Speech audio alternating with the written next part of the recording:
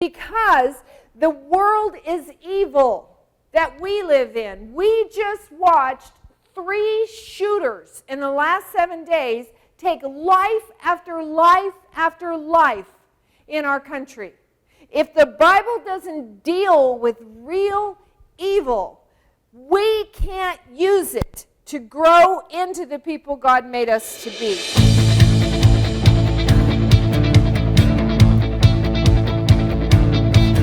Your grace has always made a way, empowering us to go or stay. It covers us again and again.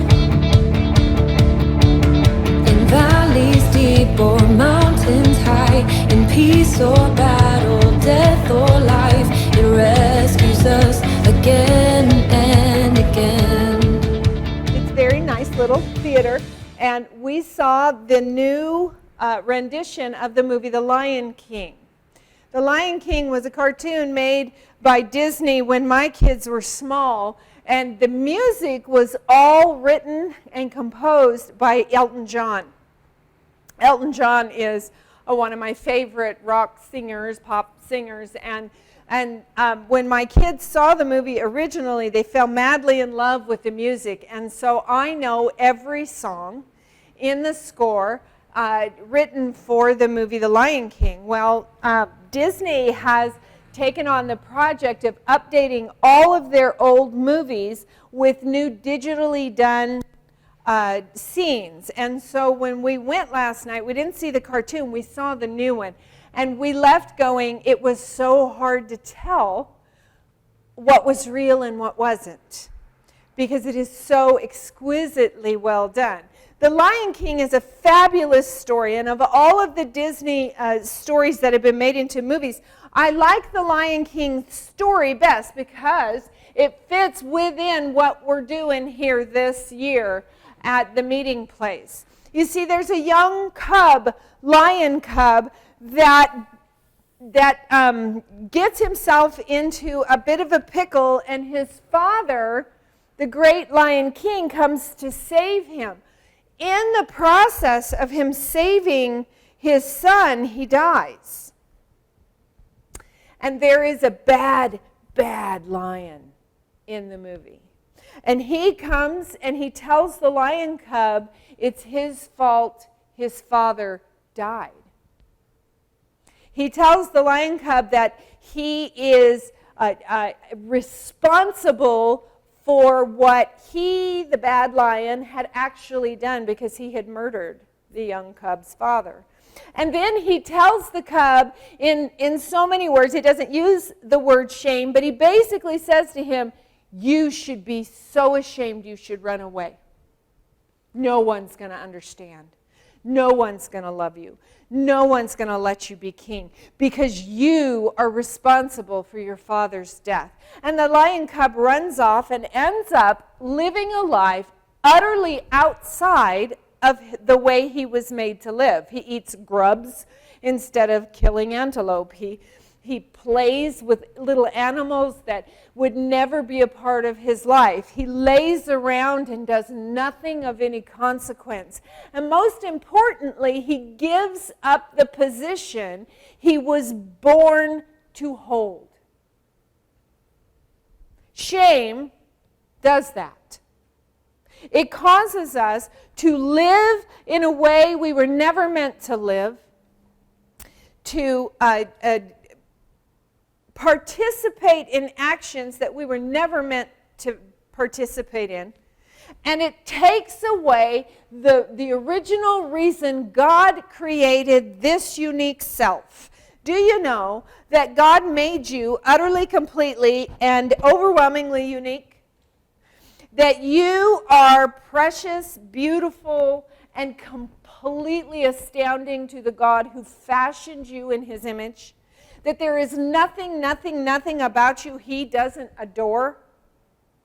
And that he made you specifically with that crazy hair because he likes it? Or those other things about you that you don't like? He's fond of your nose. He likes how tall you are. He made you that way on purpose. But the most important thing he made about you is that you are in his image. Inside of you, there is a mirror. And that mirror, when you look at it, should look like God. But shame is like pouring black tar over the mirror, and we can no longer see who we are, and we don't see his image in us, and we begin to live in ways that hurt us, that prevent us from being who God intended us to be. And that means we don't get to live in the joy and the peace and the love and the security and the incredibly calm, cool, and collected life that we long for, because we're covered with shame. God is desperate to tell everybody he's spit an image of me. In 3 weeks, we are going, 2 weeks? 3 weeks. We are going to Southern California to meet our new granddaughter, who has not been born yet, but will more than likely be born by then. Her name is Adeline Elizabeth, and I am just chomping at the bit for that baby to come out. You know why? She's going to look just like me. She's going to look just, all my grandkids look just like me. God says that about you. God says that about you. But here's the thing. Shame is the major ingredient in that black tar that covers the mirror of God in our soul. And if we are going to reflect God, live in his image, and have the glorious life he wants us to have, we got to get the shame out. We got to wipe that shame off that mirror and live in such a way that God is alive and active in us, instead of the belief that there's something wrong with us, that nobody's going to love us, that we are to blame for every single thing that's happened to us. And there's a way to do that. And we're going to talk about that today. Shame, we know, is the emotional reaction to some form of guilt. Guilt is judicial. We are either guilty or we're not guilty. We don't get to decide whether we're guilty. That's God's decision. And once we're guilty, shame consumes us in response to our guilt. Shame can also consume us in response to other people's guilt. But we know that Jesus went to the cross, and it says that in Hebrews 12. Bill, you want to go one forward? Hebrews 12 says that for the joy set before him, Jesus endured the cross, despising the shame. And he is sat down on the right hand, at the right hand of God. That means that all the shame that was due to come to us, Jesus took on at the cross and bore it in our place. We don't have to live under shame anymore. Do you get that? That is not God's best for us. Our shame was put on the cross so we could be free of it, along with our guilt. Our guilt is the judicial response to doing something wrong. Shame is the emotional response to guilt. If guilt is gone, shame should be gone. If you still have shame, you're still feeling guilt somewhere. But we want to deal with that. We want it to go away. We have been studying shame now for 4 weeks, and we've discovered that Jesus, he took our shame to the cross so we don't have to live under it. We've also discovered that there's only one real purpose that God would allow us to have shame, and that is to humble us. Proverbs 11:2 says, when pride comes, then comes shame. If we have an arrogant heart who thinks we don't need God, we are going to end up in a shameful place, because we do need God. I got news for you. I could barely make it through a day without God. And when we think we don't need him, we put ourselves in places that bring us shameful responses. There are 3 things that keep us bound up in the chains of shame. The first thing that keeps us bound up in the chains of shame is when somebody else puts shame on us that we don't deserve. The second one is that we refuse to let go of our shame. And the third one is you have an enemy on this earth who hates God and hates you, and his favorite way to torture you is by using shame. We're going to deal with all three of those, but today we're going to tackle what happens when somebody else puts shame on us. Have you ever been shamed by another human being? There is a story in 2 Samuel, and I want you to turn there with me. And it's 2 Samuel chapter 13, about a young woman who is put under incredible shame by a brother and a cousin. I'm going to read this story to you beginning to end, and then we're going to talk about what it looks like when somebody else's shame is thrown at you.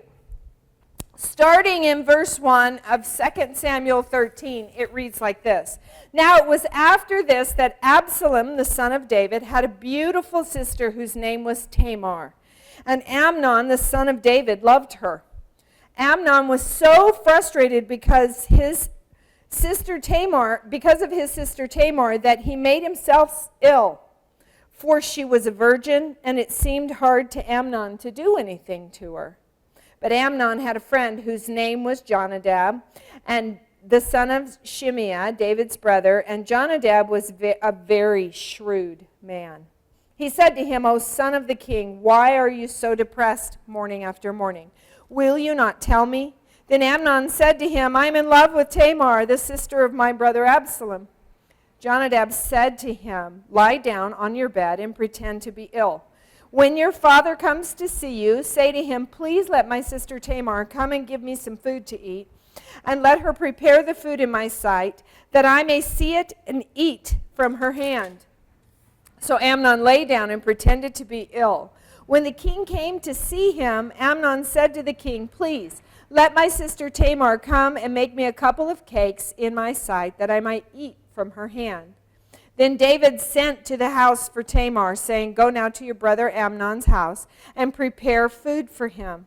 So Tamar went to her brother Amnon's house, and he was laying down, and she took dough and kneaded it and made cakes in his sight and baked the cakes.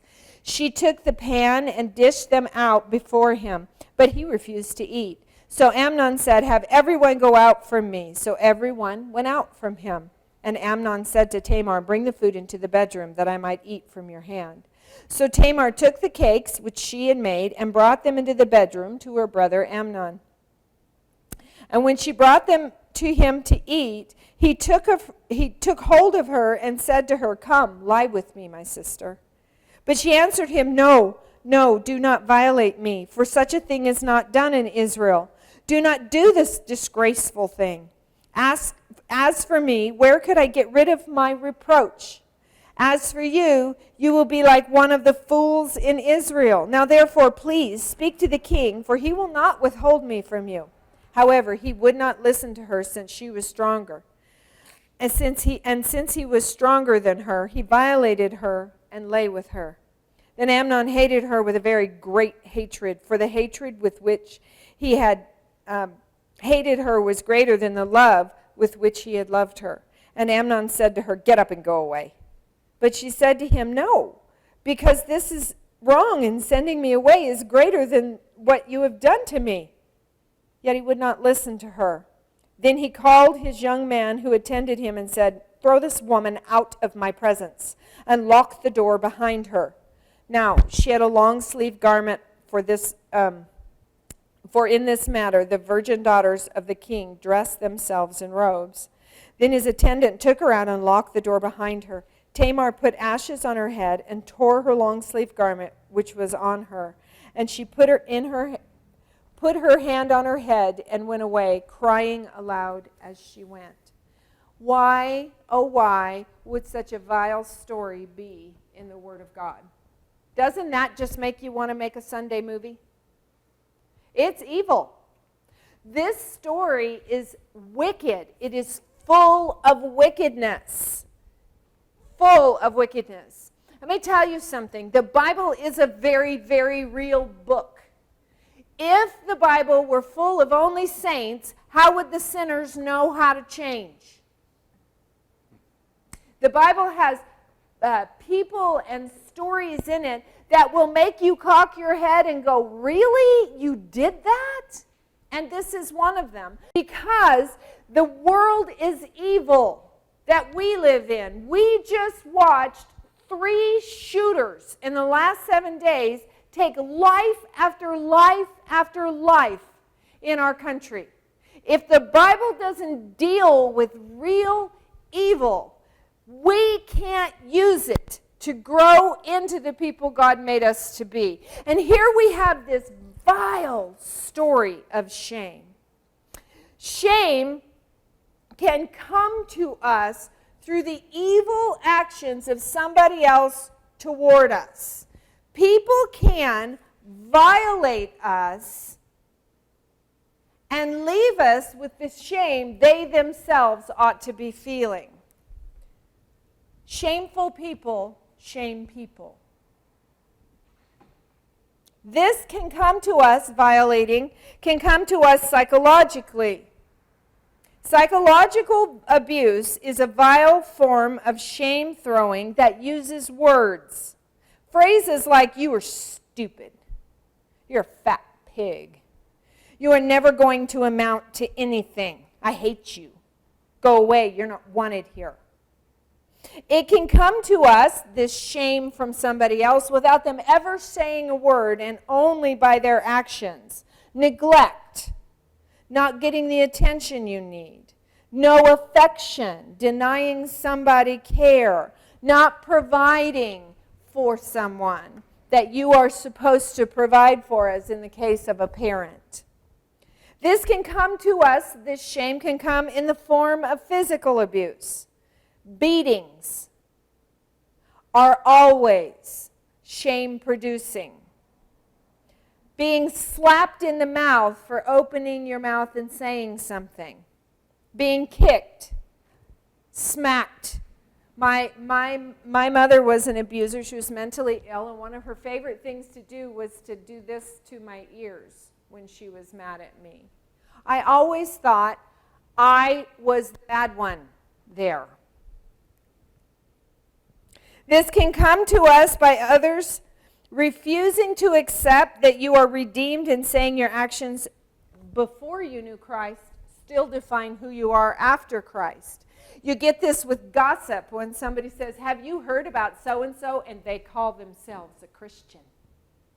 And they behave shamefully and put shame on us that Jesus has already removed. It can happen with raging anger and unforgiveness of sins that have been made right before God, and you've done everything you can to make them right before others. And lastly, as in our story, shame can come to us by sexual violation.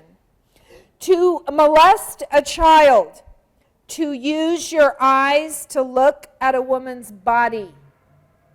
There is nothing more disgusting, more discouraging to a woman seeking to do the right thing than having a man run his eyeballs up and down her body like she is there only to make his body feel good. Lusting is to say, I want you to meet my desire for pleasure. It's a violation that leads sometimes to very, very horrible, ugly actions. Most of you who know me know that I am an adult survivor of childhood abuse, including all of these and including sexual abuse. And what happens when you are a young child and somebody mistreats you, uses you wrongly, is that you believe it's your fault. It's across the board. I have seen it over and over. Catherine Ann Campbell can talk to you about how women who are beaten by their husbands will say, well, sometimes I deserve it, and I'm doing something wrong. This kind of shame lies to you and tells you that what that person has done to you is your own fault.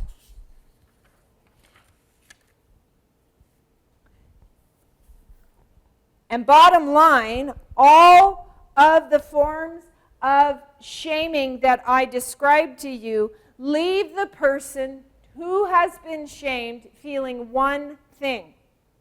One thing. I have no worth. I am the problem.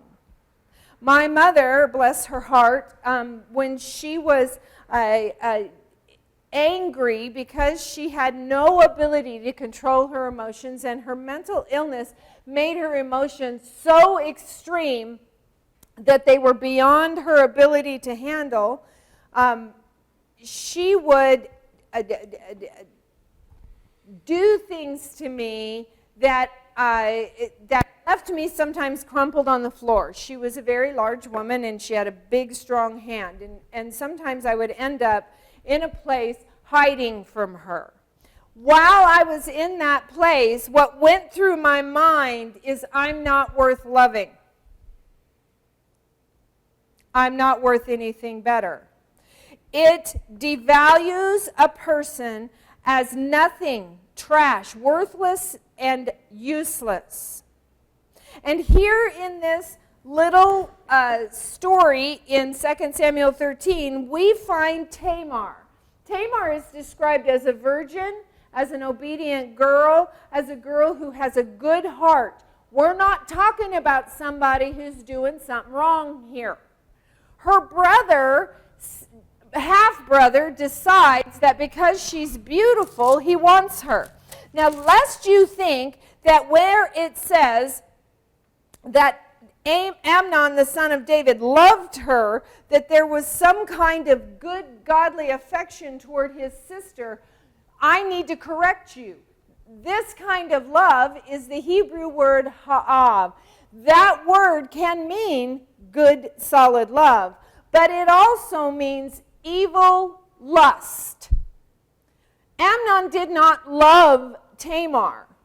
Amnon was lusting after Tamar because she was beautiful. The difference between loving and lusting is really simple, if anybody ever asks you. Lust says, I want to take something from you for my own pleasure. I want you to make me feel good. That's lusting. Love says, I want to give something good to you. I want to bless you and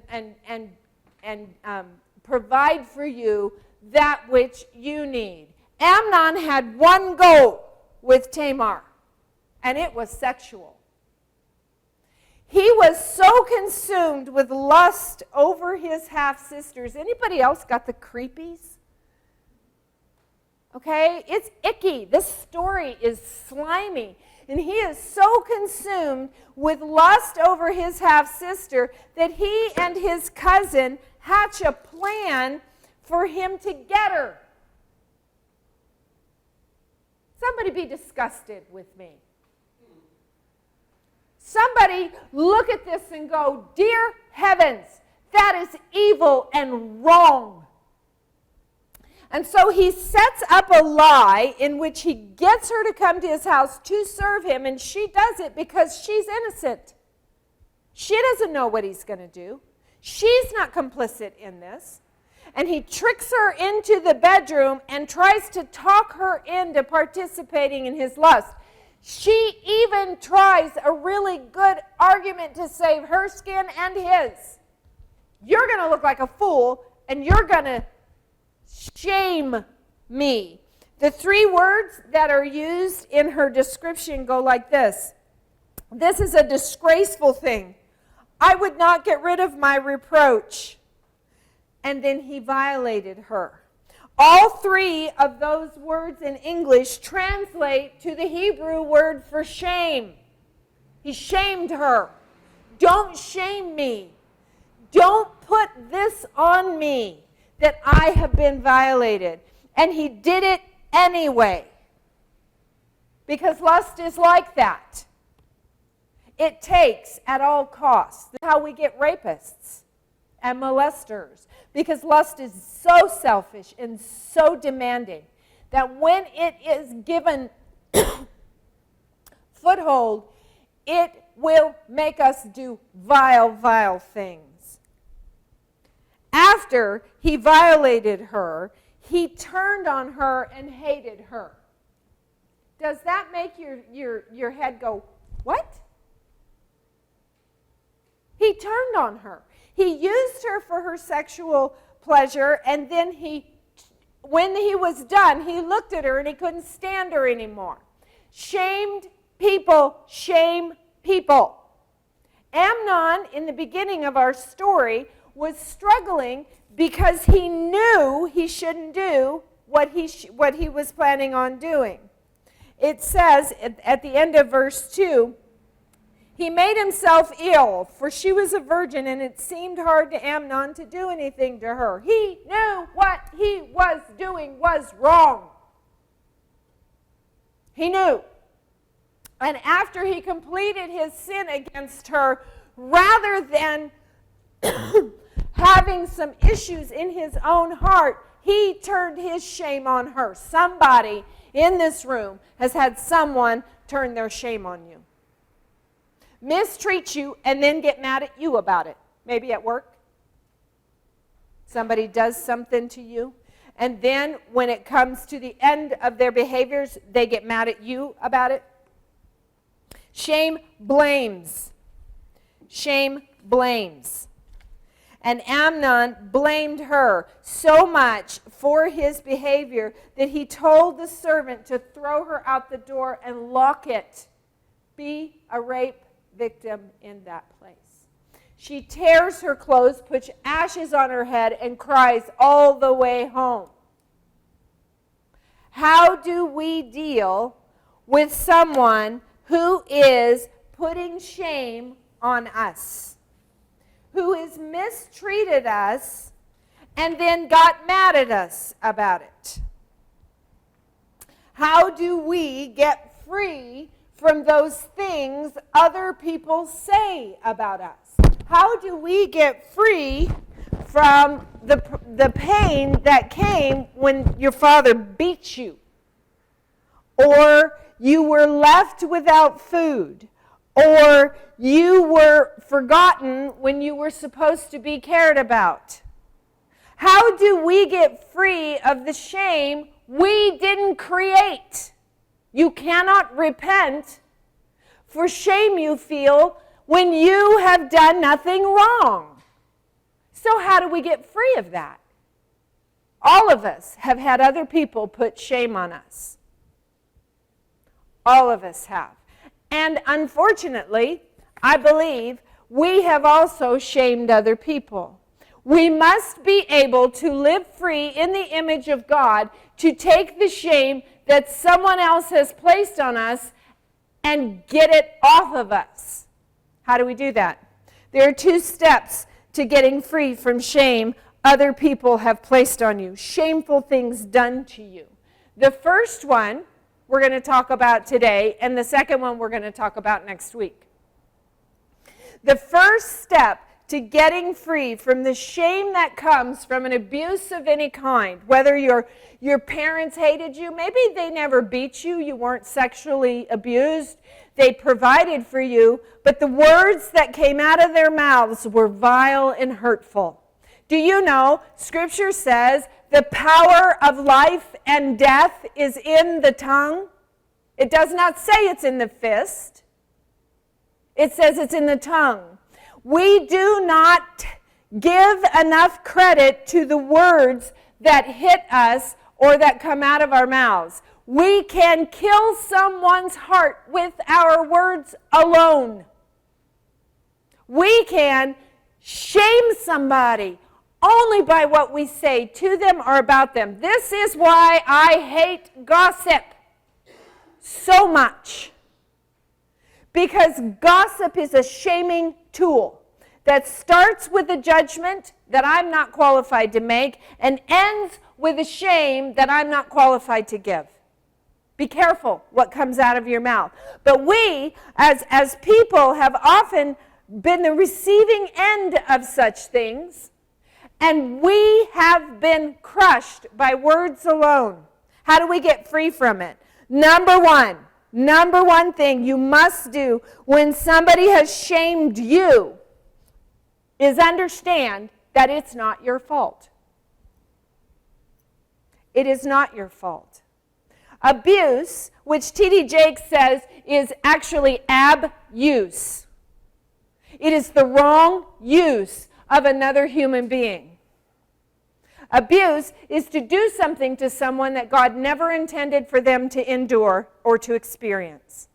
And when someone does one of those forms of abuse to you, it is not your fault. I'm going to sit on that for a minute. It is not your fault. Abuse of any kind, no matter what the circumstance, is never the fault of the victim, no matter what. We cannot be responsible for what other people say or do. We are not expected by God Almighty to be responsible for what other people say or do. We are responsible to one another, to love one another, to help one another. But when somebody does something evil, it is not our responsibility. But wait a minute. What if the kid is being absolutely obnoxious? What if that child is running mad around the house and not paying attention to you? Abuse is not acceptable in any situation. That parent does not have the right to abuse that child because he's disobeying. We have to separate our sin from other people's sin.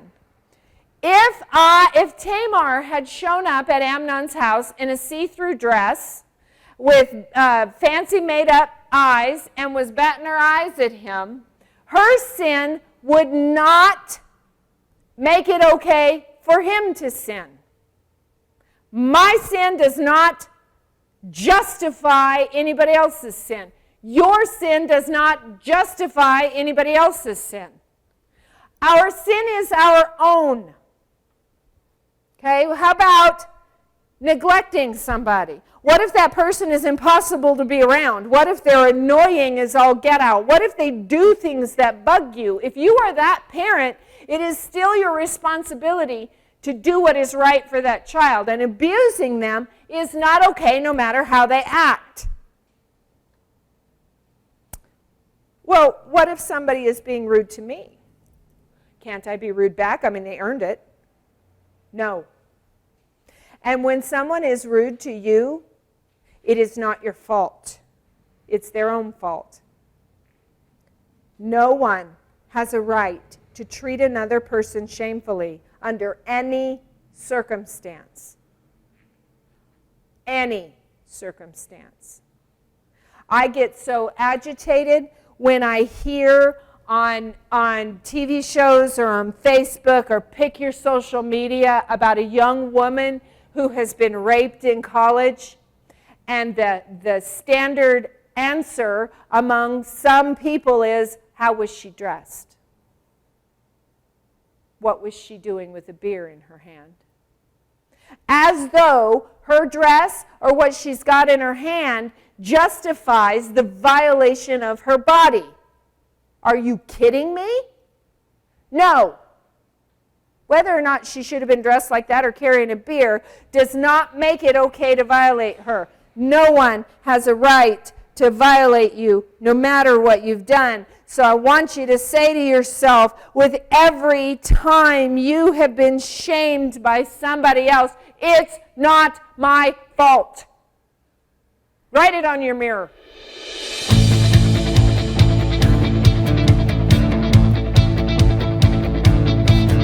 Your grace has all